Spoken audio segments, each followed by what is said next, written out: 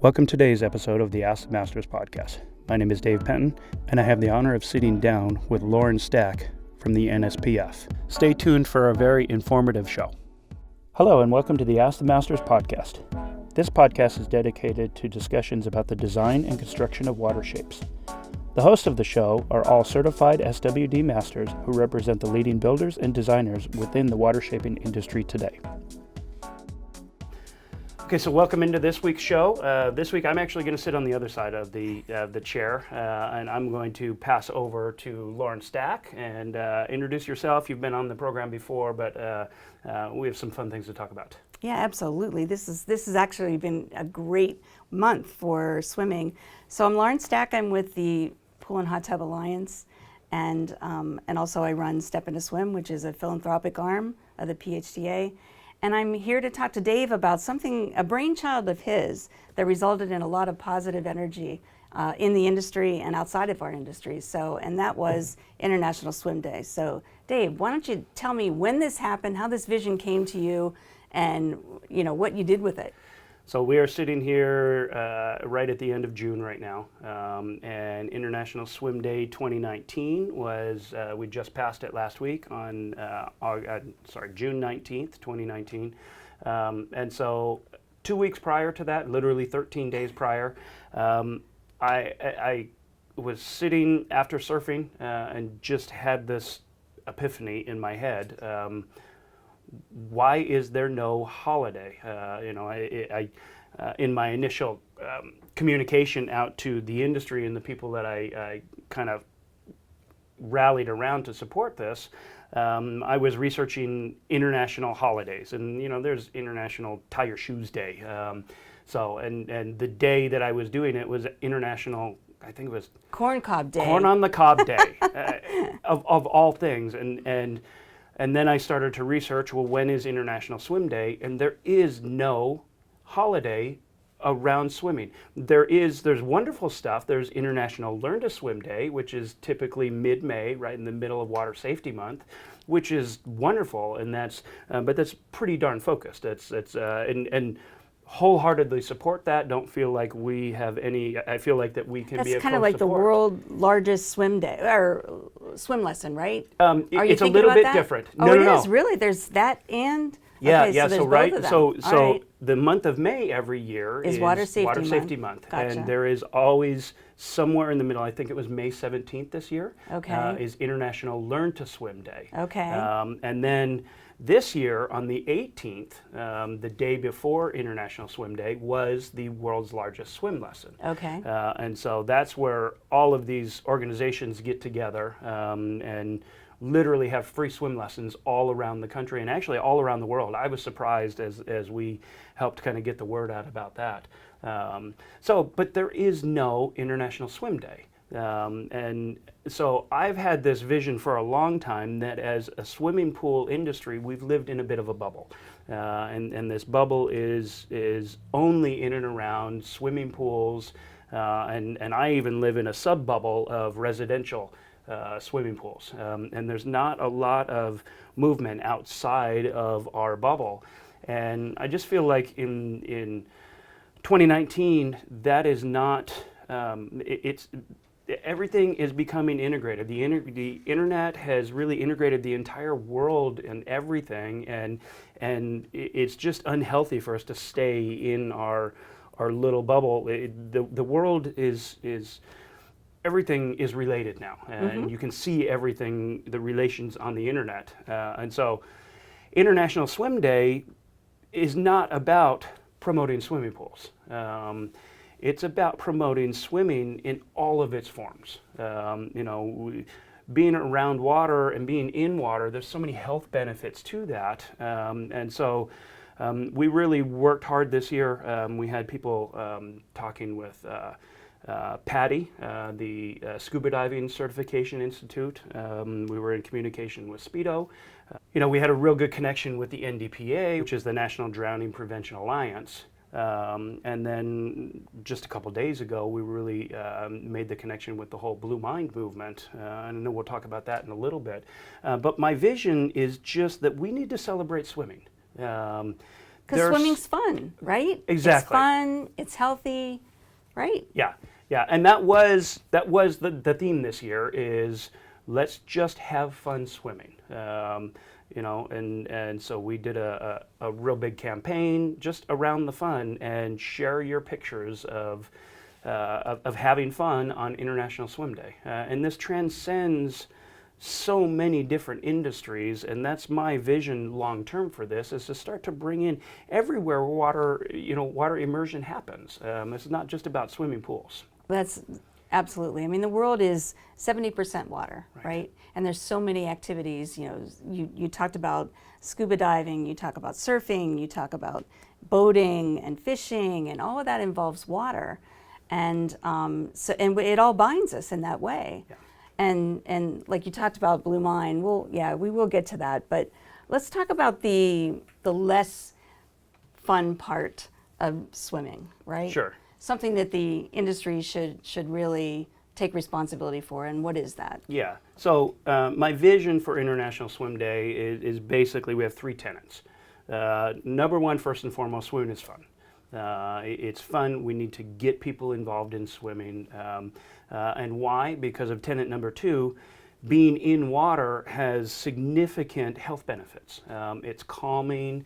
It's the best place to go for exercise. Mm-hmm. Not everybody has water available, but the reality is that swimming is one of the places, unless you're playing water polo, that is really a no impact on your joints. And so people that have injuries that they can't go running, they can't, be on treadmills, they can't be on anything like that, they can go in the water and they can still get a good workout, a good strenuous workout with no impact on their joints. Mm-hmm. So that's just a tiny little piece of the health benefits of being in water. And then tenet number three is just that I'm going to speak for my industry, the residential swimming pool construction industry. I feel like we've really dropped the ball on talking about the potential dangers of a swimming pool. And just like, the electrical plug in your bathroom or getting in your car, we do dangerous things, and we're exposed to dangerous things all the time in life, but we have conversations about those things. And as a residential retail pool contractor, I feel like my industry has really dropped the ball, and we have not had those discussions about we are building something that is potentially dangerous in your backyard. And so kind of the anchor tenant that I feel like International Swim Day is to really help promote the benefits of getting children at a very, very early age exposed to water and learning how to swim. I don't remember the stat, but there's some crazy stat about how you might know the stat of how much safety it creates. Absolutely. Well, for one thing, let's just acknowledge the fact that the number one cause of accidental death for children 1 to 4 years old is drowning. Yeah. And 90% of those deaths happen in a backyard pool because that's where the little people would be unattended children would be unattended. But the good thing is, if you invest and you tell the parents that formal swim lessons will decrease that chance of dying by 88%. That number still staggers me. It practically eliminates the danger. Yeah. So having safety features and locks on doors and fences around pools and all that is perfectly fine, and we should endorse that as an industry. Absolutely. But actually, the best thing you could do is teach your child to swim, because you won't be able to be with them 100% of the time. And inevitably, batteries wear out on alarms, and you get lazy, right? Or the 6-year-old who knows how to swim accidentally leaves the door open, or the door doesn't get latched, and the dog bumps into the door and leaves it open, and then your 2-year-old can end up in the backyard. So it's not, most of the time I think these drownings are totally unintentional. The Bodie Miller story comes to mind. They had all of the safety mechanisms in place, and yet a drowning still happened. And so, there's just, this conversation needs to be opened with the entire world. And even beyond, just our clientele, which tends to be middle class and upper middle class that is buying swimming pools. But the reality is that they're, inner city places and places Oh, like yes. that, really municipal pools have been getting shut down for decades, and the tragedy of that is that people that can't afford a swimming pool in their backyard no longer have access to swimming pools. I mean, I grew up in Buffalo, New York, and nobody had swimming pools there. But I remember riding my bike all summer long down to the big municipal pool. I learned swim lessons in that pool, and we had the pool. I don't think it's available anymore. I think it's been shut down 10 or 12 years ago. So, And so where do they go? Those kids go to lakes, creeks, ponds, sure. and if they don't know how to swim, they're more apt to die there. So the older children, you have two bumps, right? You have Yeah. a big bump when, the danger of drowning 1 to 4, we talked about being in swimming pools, and then as the kids get older and braver perhaps, or from peer pressure or whatever, they'll venture out to the lakes and they'll drown there at 11 to 14, and particularly people of color. I mean, it's just 5 to 6 times even higher for that population, and we need to make sure that there's access to swim lessons for every child, really, every child. Yeah, and I can speak to this a little bit. You know my story. I have 2 black children. They're actually born and raised in America, but we've adopted our 2 youngest, our black children. And as I started researching this a little bit, there's some real misinformation out there about black people and their fear of water, and there is some truth to that. But I can tell you, my children are fish, and so. It's just the exposure that's what is needed. Oh, I mean, it's absolutely. Yeah. And it's the fear on the parents' part. If they never learn to swim, they're afraid that their child will drown. Yeah. So they don't think that that's what they should do. They should just keep them away from the water. But eventually, because kids are attracted to water, we all are, that's not protecting them in the long run. So I'm in the middle of the Blue Mind book. I can't believe I didn't discover this guy. Oh my gosh! earlier. So Blue Mind, if you haven't read it, everyone in the industry, in our industry, should read it. But it's written by Wallace J. Nichols, and he has another book coming out too, which is Blue Life. Mission Blue, Mission Blue, which is one I'll have to read as well. But Jay is kind of like the father of water. And he really brings together a lot of aspects of the health benefits of water and doing things in, on, or underwater. And they're not just opinions. That's what I'm. Oh no, it's scientific fact. Well, he's a marine biologist. It's not like he's a somebody. PhD. Exactly. Yeah. So and he's actually doing the studies on brain science and all of that. I mean, it's pretty. Like I said, I can't believe that my vision has been brewing in my head for a number of years, and I've never found him until literally 2 weeks ago. I feel like our missions and our visions are so very similar. But as I'm in the middle of the book, he had a really a touching story about he took some Native American Indians from the Arizona desert that had never really swam, and he took them down to the Gulf of California in Mexico, and took them, and most of them didn't know that they needed to bring shorts, and he said they all sat down and got scissors out and cut their pants off and made them into shorts, and then he gave them snorkels, taught them how to swim in the water and how to use the snorkel and everything. And this one little boy was just kind of floundering around and was underneath the water, and he got to talking to him, and he said, what do you think? And he's like, oh, it's neat. And well, it turns out the little boy was not opening his eyes. He didn't realize that he had the mask on, and he put his head underwater for the first time, and he came back up, and he's like, oh my gosh, this world is so amazing. And just, so that inspires me so much, because it's like there's so many people that haven't been exposed to water. We need to change that, and we need to, as a swimming pool industry, I really feel like we have the unique ability to be able to get behind something that really does change lives and does save lives. Yeah, my experience with Jay goes back a couple years. He was brought in as the keynote for the World Aquatic Health Conference, and so we were exposed to Blue Mind, and I actually got a whole bunch of those books, and I passed those around, and he. And since that time, actually, Tom Lachaki was the the winner of the Blue Mind Award, which they give out annually. Oh, the marbles, yeah. Yeah, the marbles, and he had that, and then that was passed on to another organization that's also endorsing another aspect of water. But Jay, I mean, he's been out there. He's like I said, he's a master in this. And so you came in contact with him a couple weeks ago. This coincided with your whole International Swim Day. You reached out to him, and what did he do to help get the message out? And actually, what was the reach of your campaign? Yeah, so essentially he does a 100 days of Blue Mind. I hope I got that right, but every summer he has this 100-day campaign like where he all of encourages everybody to every day to do something to get yourself in, on, under, or near water. And so as we kind of communicated a little bit, I still actually haven't met him or talked to him, but we've communicated electronically a little bit.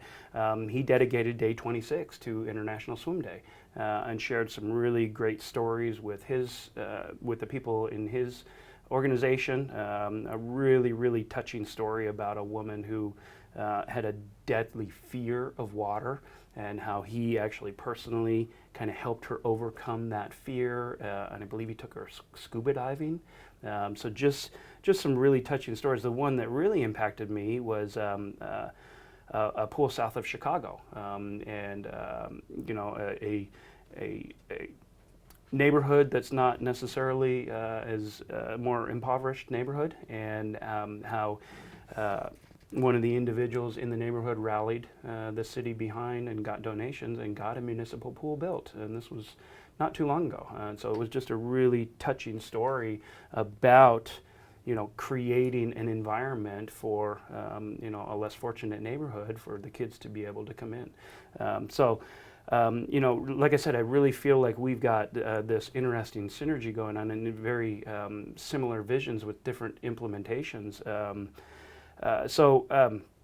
As far as the overall campaign, we pushed it really hard. We had a number of donations. I built a coalition around a number of different people. We set up a GoFundMe, got donations to do a full media campaign. Right here, Varek Studio, where we're sitting right now. We worked with them to really put together our logo and really put the news out about it. And the latest stats, they're actually still growing. People are still sharing pictures, but we're somewhere around 65,000 people that we reached with our campaign, and 2,500 individual, I forget the exact term, but unique people that visitors, just, no, 60,000 unique users, Okay. but interactions where people picked up and shared or talked about us or did other things. Very nice. That was just on Facebook, and we had almost another 50,000 on Instagram. So the overall reach of the campaign, somewhere around 100,000 people, which is really, really, I couldn't have imagined that we could pull that off in such a short period of time. 13 days or whatever, yeah. Yeah, and we had people, the NDPA really, they kind of took hold of this, and they had a lot of their organizations pushing it out. We had a lot of synergy with the world's largest swim day, and a lot of those sites around the country and around the world were tagging our photos. We used a hashtag Swim Day 2019, and so a lot of those sites were sharing, even though it was the day before. And then, the Blue Mind organization, they were talking about it. They dedicated. And you had some Olympic medalists as well getting into the fray. Yeah. And Caitlin Sandino, who was early 2000s. I think she was. I think she's one of the only women that medaled in 4 separate strokes. She set a record for American women. I think she had 3 gold medals and a bronze or something. And just a really wonderful individual too. So she really kind of took the ball and started talking about it pretty early on. And through her promotion, we had a number of Olympic athletes that were talking about it, and swim coaches and that. And so, our reach was still really a lot within the swimming pool environment, and I had hoped that we're going to kind of break out of that. But I'm really looking forward to 2020, where we have more than 13 days to promote it, because I really feel like this is something that so many industries can get behind. And I think with Jay's help, we can really reach into those things. He is a spokesperson for the National Marine Manufacturers Association, so the whole boating area and oceans and all the connections he has with scuba diving and everything else. Sure, and living here in Southern California, I mean, Surf City is a mile and a half from the studio here. I really hope to be able to tie in the surfing community to that, and one of our constituents, Peter, is really working on the dive community and making some inroads there. And we really, as an industry, should support world's largest swim lessons better than absolutely. We do. Yeah. That is, we actually, NSPF or NSPI actually created Water Safety Month. Wow. Yeah, a long, long time ago. Probably a good 10 years. Okay. And it has stayed. And it used to be we would pursue, governors, writing it in as an official thing, and mayors and things like that. So, it was really started many, many years ago at NSPI. Yeah, and the one thing that I really want to make clear is that I did not set out. If you look at the campaign, there's nothing about my company. There's nothing about me. This is a holistic thing. This is not a PR campaign for Dave Penton. This is something that is good for the industry. This year it was a little bit. The reach was just because of the people that I'm familiar with. The swimming pool industry really got behind it. And I feel like. Commercial aquatics, commercial construction, I feel like that industry, they're forced into it. The government mandates that they have lifeguards, that they have safety buoys, that they have all of that. So they're doing a pretty good job around that whole conversation. And I also feel like the service industry has really started to wake up to it through some of the IPSA programs and all of that. And so really, the whole goal of this is kind of the last part of the swimming pool construction industry, the residential retail construction side. It's time for us to step up and step to the plate as well. Mm-hmm. Well, you took a great first step in doing that. Thank you. Thank you for your vision. Thank you. I'm glad to talk about it. Look out for next year, right? Yeah, exactly. So if you want more information, we have a website set up, swimday.org. And the other thing that, as we're closing out here, I want to make sure that everybody understands this is not a profit center for anybody. This year, we set a budget for our promotion, and we actually came in a little bit under budget for the promotion. And this year, like every year moving forward, we're gonna designate a beneficiary. And so this year, all of the additional funds, and we did have quite a few additional funds above our budget that came in, are being donated to the NDPA.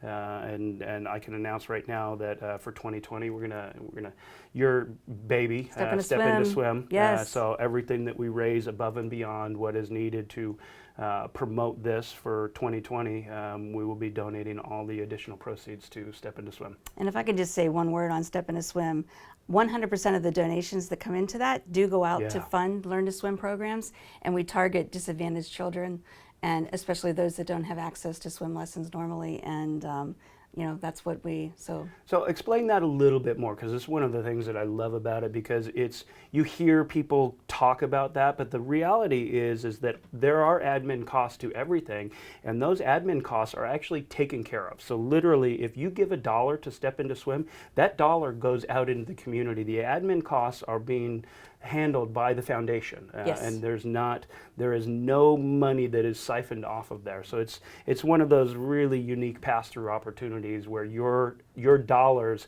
all go to a good cause. Yes, absolutely, yeah, and that's the really the founding principle of it. The Pool and Hot Tub Foundation, which is always now part of the Alliance, just set that forth when they put the program in place in 2012, 100%, and they've maintained that and carried through, and we've funded a lot of lessons for children. That's awesome. Yeah, tens of thousands and probably even 100,000 by now. That's cool. Yeah. So as we wrap that up, how can people find out more about Step Into Swim? Go to stepintoswim.org, and we'd love your donations. Like we said, 100% in goes 100% out. Perfect. Thank you. And stay tuned for Swim Day 2020, which will be June 20th next year. It's always the first day of summer. So if you forget the actual day, just figure out when the first day of summer is. Thanks for tuning in. Thanks for listening to the Ask the Masters podcast. And don't forget to check out our Facebook page each week on Tuesdays for new episodes of the show.